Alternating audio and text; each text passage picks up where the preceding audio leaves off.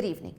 Government spending on digital transformation in the Middle East is at an all-time high. What are some of the top digital solutions offered in this region to help execute this digital transformation both safely and effectively? More on this in the following report.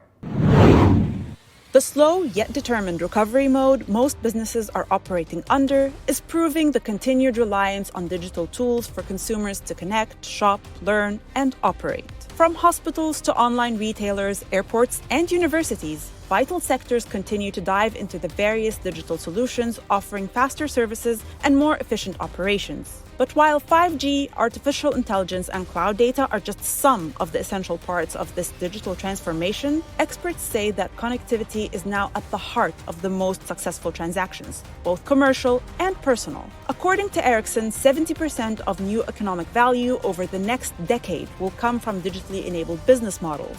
Furthermore, digitization is also promising to boost productivity and cost-effectiveness for most businesses. And as government sectors increasingly embrace the latest innovative solutions in automation and networks, we'll continue to provide answers to our world's most pressing challenges.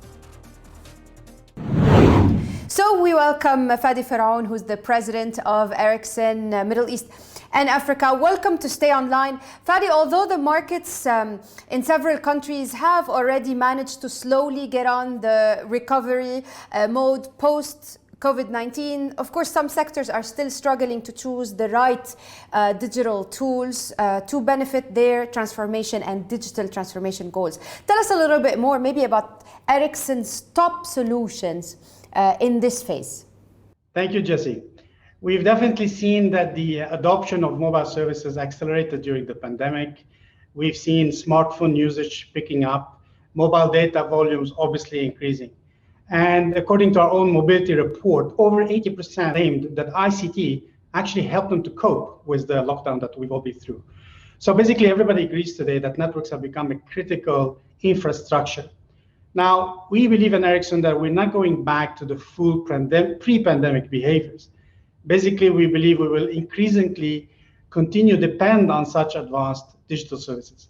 So our focus in Ericsson is really to provide the best mobile networks to our service providers so that they in their turn can enable people to work, study, and socialize online in an unprecedented scale and user experience.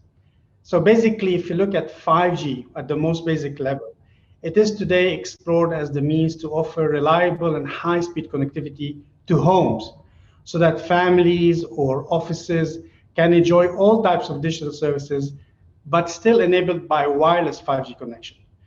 We believe this will play a very important role in the cities and villages where you don't have fiber in place, or if the rollout of fiber would be, cost prohibitive. And this is a pure connectivity play beyond what we see as mobile broadband.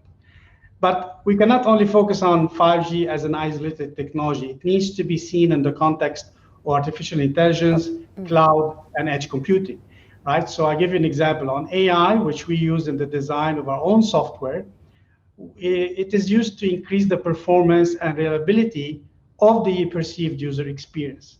So we incorporate AI even in our service delivery tools, our network operations tools, and when we optimize this network.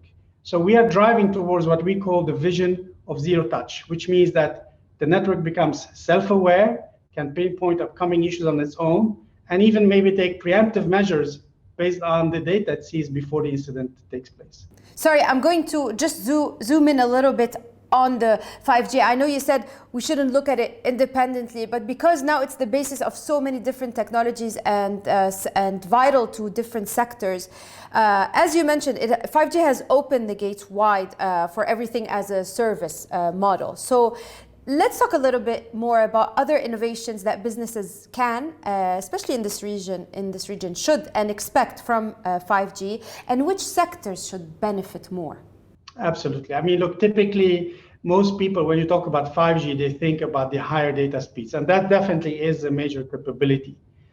But on top of that, what really, I would say, makes the difference between 5G and previous cellular technologies is the ability of having a near real-time monitoring and control of connected sensors, connected robots, machines, cars, etc. So this capability alone will open up a new set of use cases. So I'll give you a few examples, and they are very relevant for our region here. Take ports, for instance. If you allow for a remote control of a heavy machinery, if you automate the port vehicles themselves, you can create a much more efficient and secure way of connecting and tracking all of the shipments and the goods. Let's take another example, which is airplanes, airport workers.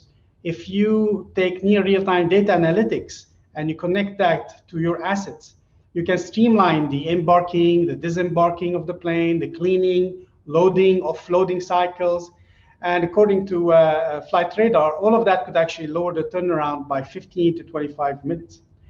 Even look at our own factories we have in Tallinn. We demonstrated that if you put in augmented reality and you use it for troubleshooting, the average fault detection time, increases the productivity by 50%. Manufacturing is another sector. You can have production lines who can autonomously react to supply and demand in near real time. You can build digital replicas, which can warn you about real machine faults ahead of them happening. So all of these examples demonstrate to you that really any industry which is digitizing its business processes and using software, connectivity, and 5G will see productivity boost and cost effectiveness increase. Great. If we are to switch a little bit to the public sector, government spending here in the Middle East on digital transformation is at an all-time high. What would you say should be the key drivers to success? What should they focus on their way as they try to achieve smarter, more sustainable cities? I would say number one, climbing up the ladder of digital readiness and strengthening a society's digital skill set is not really confined to one single technology alone, right? So we see that already with the existing technologies you have around the region, which is 4G, combination with cloud, AI, Internet of Things, already all of those are being used to power innovation in multiple countries. So it's not really one size fits all. However, what we would say as a bare minimum, as a foundation, you need an ubiquitous and equitable connectivity. That is what we find to be essential for the society to really realize the full potential in this global digital economy that we live in. And beyond that, our advice would be to promote digital skills so they are taken up by the citizens of the country, not the least amongst school students. To support this, Ericsson is today, for instance, partnering up with UNICEF through a project we call GIGA to connect all the schools in the world and ensure that they get access to digital devices and curriculum. Yes, definitely. The importance of having a proper infrastructure, a technology infrastructure, and investing in skills at an early time is a lot of what we're hearing from tech companies. Fadi,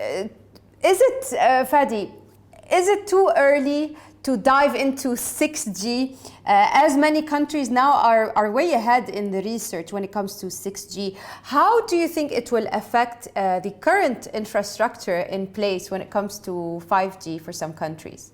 Well, as you can see from the numbering of the generation, they all build upon each other. Actually, you need to keep in mind that the first steps that the industry took towards 5G, they happened a decade ago. So even when we just started to roll 4G at that time, it was really difficult to identify what needs we would need beyond 4G. And now we are at 5G. So the same is happening today. We take early steps already now with standardization work, with research and development work. And the horizon for 6G, is more towards the 2030. And based on the deployment of 5G, based on the innovations that platform is now delivering, we can start to imagine what will societies and business require, 10 years and beyond from us. I'll give you some examples. We're looking at digitalizing and programming the world, if you want, by having like a full digital representation of a physical world. It could be embedding billions of sensors and actuators, so you can build this digital interactive 4D map of a whole city. And then you can use it to issue commands to steer systems like public transport, waste handling, water, heating management systems. So this kind of cyber physical service platform is some of the ideas and the visions that hopefully 6G in the future will will contribute to the world. And of course, looking at what type of technologies that will be available to us by then. So very exciting times indeed. Yes, it is. And we'll be following up or trying to keep up with all these changes and new tools and solutions on the market. Fadi Pharaon, President of Ericsson, Middle East and Africa, thank you so much for being our guest this week on Stay Online, only on Forbes Middle East.